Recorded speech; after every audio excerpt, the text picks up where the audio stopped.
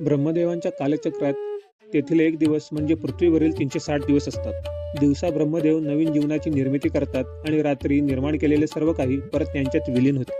पण काळजी करू नका, ब्रह्मदेवांचा एक दिवस हा पृथ्वीवरील हजारो लाखो वर्षांच्या बरोबरीचा आहे. हा एक दिवस एक मोठ्या युगाचा भाग आहे. हे सर्व विष्णू पुराण आणि प्राचीन हिंदू ग्रंथांमध्ये लिहिलेले आहे. युगाचे गणित खूप अनोखे आहे. एक महायुग 4 उपयुगांमध्ये विभागले जाते: सत्ययुग, त्रेतायुग, द्वापरयुग आणि कलियुग. महायुगाचा कालावधी हा सुमारे 4.32 दशलक्ष वर्षांचा असतो.